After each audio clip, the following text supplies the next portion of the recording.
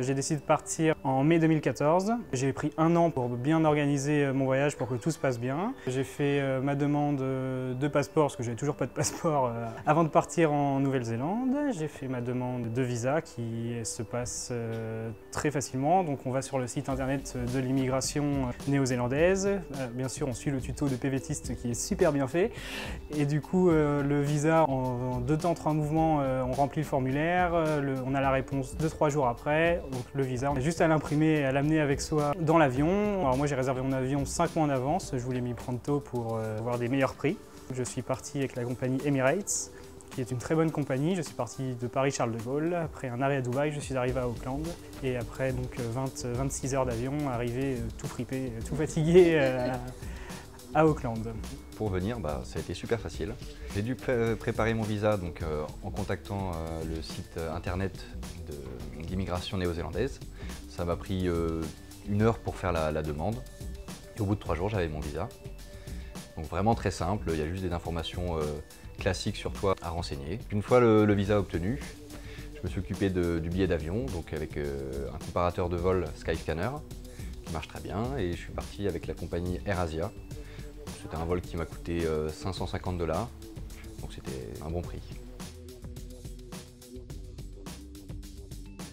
Je suis arrivé donc le 13 décembre et je m'étais dit que j'allais pas prendre d'auberge avant d'arriver pour y aller un peu à l'aventure. Et malheureusement, c'était pas une bonne idée parce que le week-end où je suis arrivé, il y a eu un concert de Ed Sheeran et toutes les auberges étaient bookées. Donc j'ai fait le tour d'Auckland, du centre-ville, dans toutes les auberges de jeunesse pour trouver de la place et au bout de 2h30 de recherche, j'ai finalement trouvé une auberge qui a accepté de me prendre pour une nuit à dormir sur les canapés. Donc pour la première nuit, ça s'est passé comme ça. Et ensuite, j'ai assez facilement trouvé une autre auberge où j'ai pu booker pour plusieurs semaines. Faites pas comme moi, bookez à l'avance votre première nuit à l'arrivée parce que j'aurais pu finir à la rue. J'avais déjà réservé mon backpacker à l'avance, donc c'est le Fat Cat Community, c'est un backpacker qui n'est pas au centre d'Auckland mais qui est à Henderson, donc c'est à 40 minutes de train de Auckland, mais c'est une petite communauté qui est superbe. C'est un backpacker vegan qui est vraiment tout petit parce que du coup quand il est complet il y a 20 places. C'est vraiment super pour les débuts en Nouvelle-Zélande parce que du coup on mangeait tous ensemble, on faisait toutes les activités ensemble. Il y avait le repas du matin, donc le breakfast et le repas du soir compris dans le menu. Et du coup, tous les soirs, j'ai pu rencontrer des Français, parce qu'il y avait beaucoup de Français déjà, mais des Allemands, des Slovènes, des Sud-Américains. J'ai fait toutes mes démarches administratives à faire en Nouvelle-Zélande, à savoir le numéro de téléphone, le compte bancaire et le numéro IRD. J'ai choisi la Kiwi Bank. La Kiwi Bank, c'est un peu l'équivalent de la banque postale. Donc ça fait banque et poste. Du coup, c'est la garantie d'en avoir dans quasiment toutes les villes. C'est la banque un peu sympathique et puis il y en a partout, donc voilà. C'était un bon choix pour moi et puis ça s'appelle Kiwi, donc quitte à être en Nouvelle-Zélande, autant choisir quelque chose qui sonne local. Je sais que dans beaucoup d'autres banques, ils prennent des rendez-vous, bon, ça reste assez rapide, hein, ça se fait généralement dans la semaine. Avec la Kiwi Bank, j'ai juste dû attendre peut-être on va dire un quart d'heure.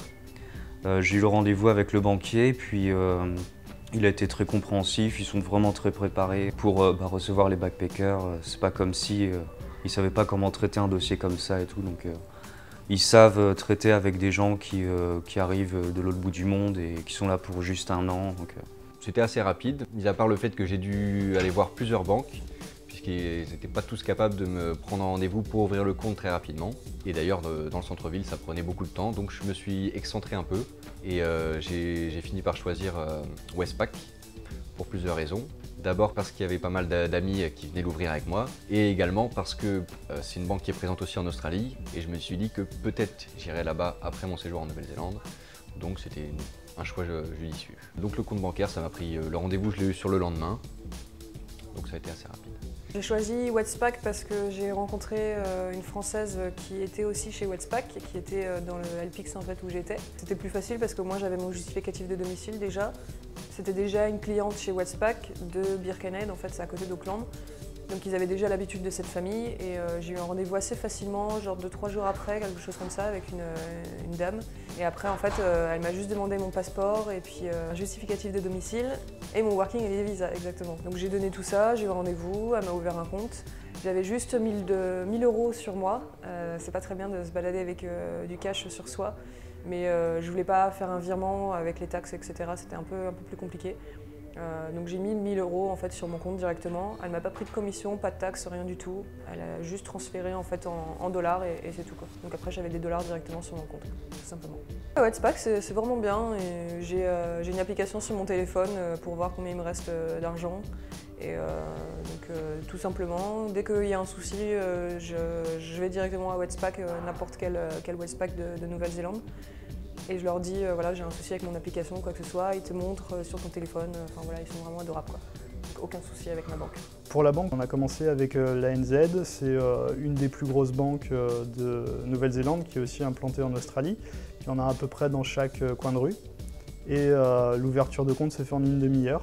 La conseillère nous a tout expliqué, il suffit simplement d'une preuve de domiciliation en Nouvelle-Zélande, donc une adresse fixe.